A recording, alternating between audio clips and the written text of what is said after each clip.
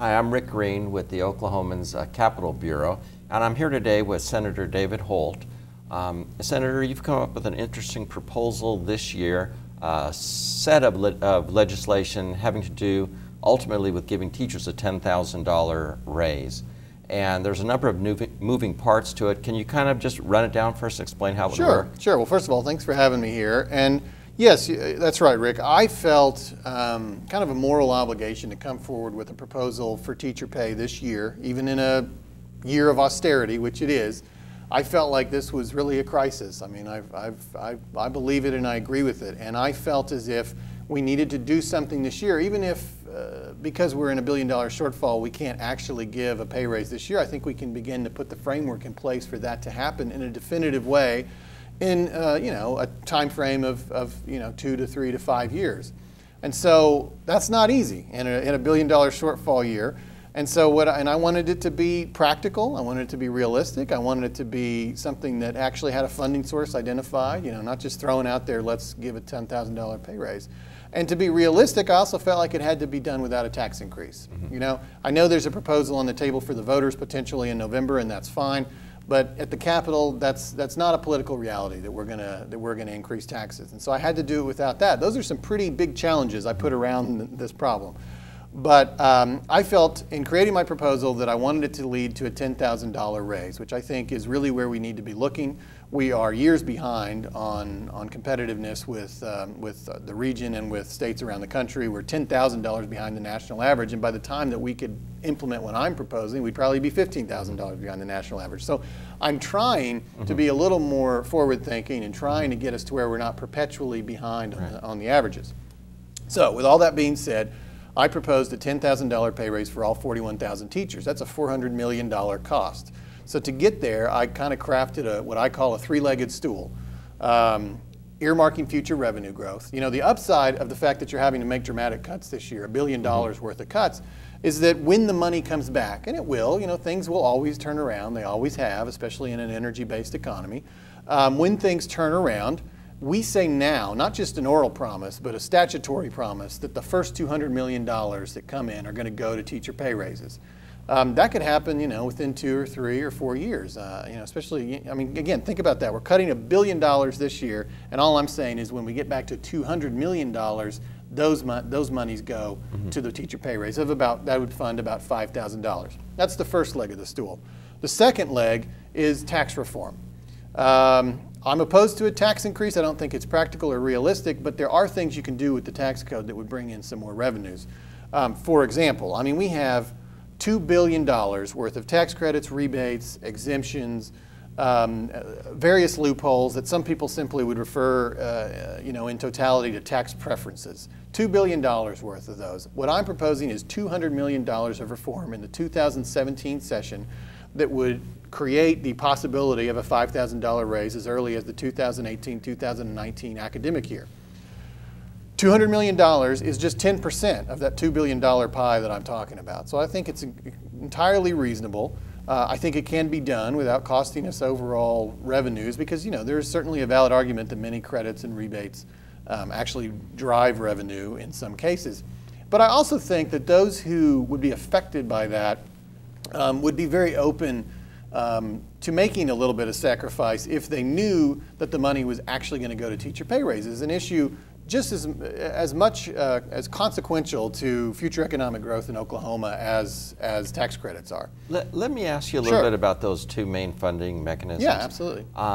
The one that talks about capturing future revenue growth would essentially tie the hands of legislators in the future. And this has been a hot button issue at the Capitol. Concept has been, the concept has been where legislators say that they don't want to be hemmed in that way. How are you going to get around that? Well, and I deeply sympathize with those views. I think you can apportion things from time to time when it seems as if you've got to do it, to set something in stone that's really, really important. And then, as time goes on, it becomes easier to sort of let go of the statutory requirements for these apportionments because they've sort of established themselves, and times may change.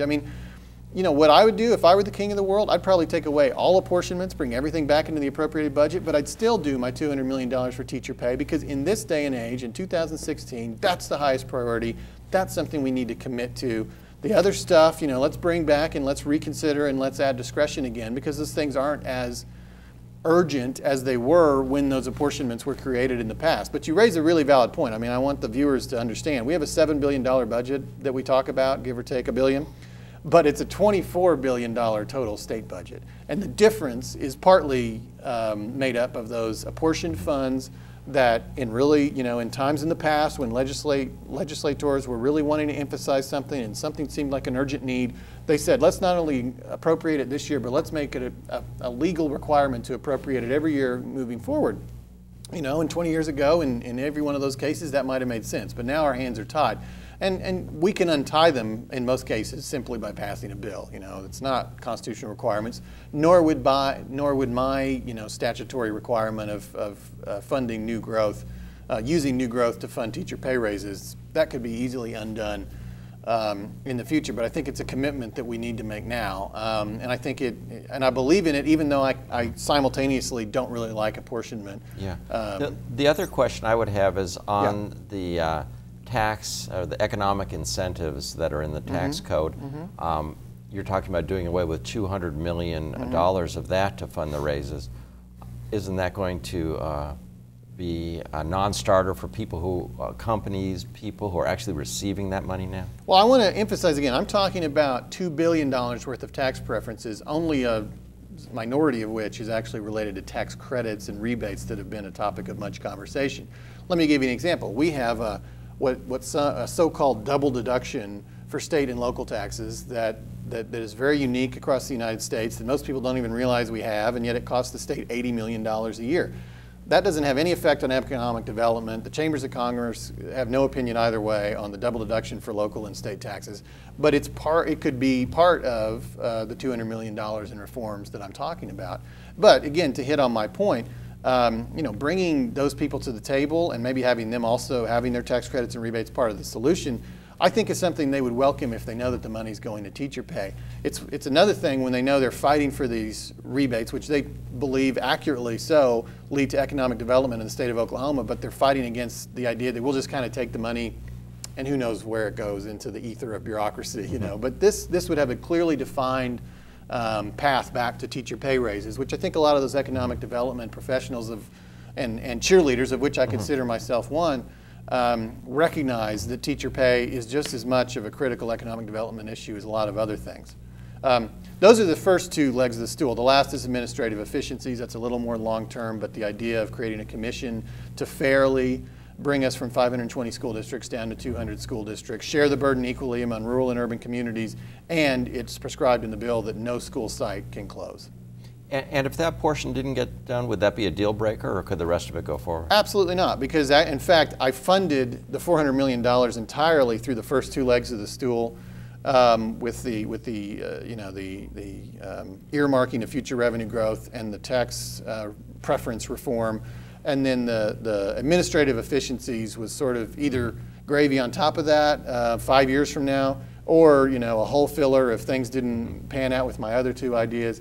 But no, there actually is $400 million worth of funding just in the first two legs of the stool. Realistically, what are the chances this is all going to pass? Well, what I'm trying to do, I think fundamentally, is set down certainly a marker about what I believe, and I believe that this $10,000 raise should be a priority for the state of Oklahoma. And I did it also out of almost a sense of moral obligation. I didn't feel that I was doing my duty if I wasn't putting a plan out there to address this crisis in Oklahoma education system. But I hope that what I do is not only help make it a priority for everybody else and convince them that it needs to be, but also I think there are some framework items here that really probably could and should be adopted by everybody eventually. I don't, whether it's my bill number or whether it's my very specific thoughts on each of the details related to these proposals is not as consequential to me as the idea that we move forward with the raises, and that we probably are going to have to fund it in a manner by which I've proposed, because there's not that many ideas on how you can do it in $1 billion shortfall year when there's a lot of other demands. This was thoughtfully created, and I think balances, this funding stool, as I say, on these three legs that I think a lot of people would be hard pressed to identify any other legs. I mean, I think we've come up with something pretty persuasive, at least from a general perspective, and I hope that there are competing ideas, and I hope that there are people who improve upon my idea. That would be very welcome as long as we get to the ultimate outcome, which is teacher pay raises. Are you for or against the penny sales tax for school? I don't.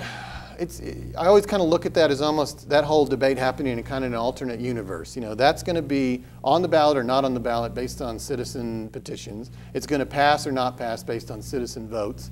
I'm generally not supportive, and I will probably, as a citizen, vote no.